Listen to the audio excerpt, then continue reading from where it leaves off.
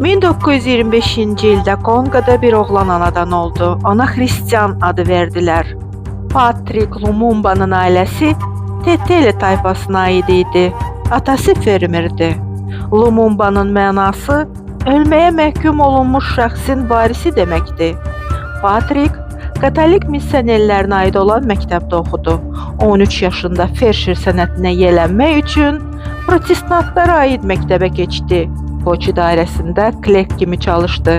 Qiyabi olaraq Patrik dəmir yolu məktəbini də bitirmişdi.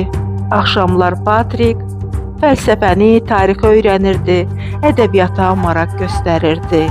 Təhsil aldıqdan sonra poçtda iş alıb çalışmağa başladı. 1950-ci ildə koloniyanın siyasi həyatında iştirak edirdi. 1955-ci ildə Ağ insanların təşkil etdiyi Liberal Partiyasının üzvü oldu. Öncələr Patrik Belçika və Konqo cəmiyyətinin inteqrasiyasına inanırdı.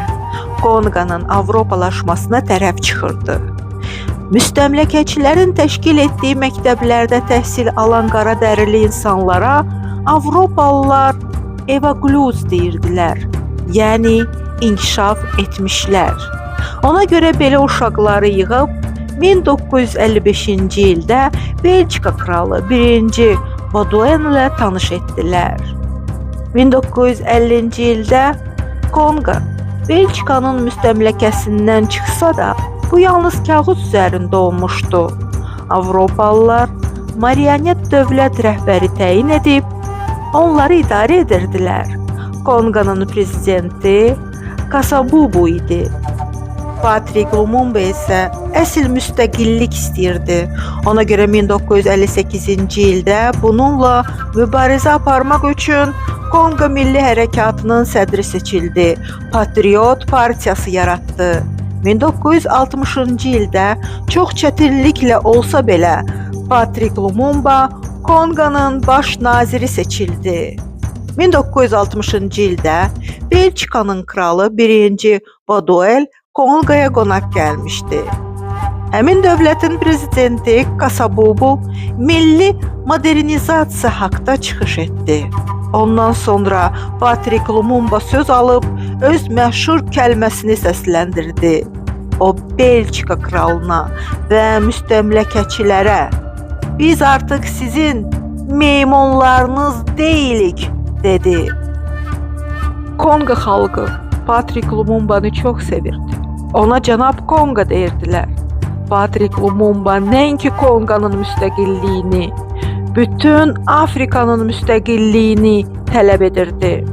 Lakin Katanga əyalətində Avropalılar tərəfindən təlimat görmüş bəzi insanlar ona qarşı çıxdılar, qiyam qaldırdılar və Katanga əyalətini Konqodan ayırdılar. Moise Tshombe adlı biri özünü prezident elan etdi. Bunu bəhanə gətirən Konqo prezidenti Kasavubu Patrik Lumumba'nın baş nazir vəzifəsindən azad etdi. Ölkədə fövqəladə vəziyyət elan etdi. Patrik Lumumba Birləşmiş Millətlər Təşkilatına müraciət edib, bunun Avropa müstəmləkəçiləri tərəfindən etdiyini elan etdi və yardım istədi. Patrik vəzifəsini itirsə də, öz tərəfdarları ilə birləşərək mübarizəyə qalxdı. Lakin 1 dekabrda Konqo hərbçiləri tərəfindən həbs edildi. Sonra azadlığa buraxıldı. 1961-ci ilin yanvar ayında isə Patrik Lumumba və tərəfdarları Katanga əyaləti qiyamçıları tərəfindən ələ keçirildi. Məhkəməsiz güllələndi. Patrik Lumumba'nın 35 yaşı vardı. Meyidləri qiyamçılar doğradılar və turşuda əritdilər. Onlar istəyirdilər ki, azadlıq arzusunda olan Konqalılar onun məzarını belə ziyarət edə bilməsinlər. Ona Afrikanın qara günəşi deyirdilər. Öz xalqının müstəmləkəçi Avropalıların əsarətindən qurtarmaq istəyən Patrik Lumumba vətəninin aşiqi olan bir şəxsiyyət idi. Müstəqil Konqonun parlaq gələcəyinə inanırdı.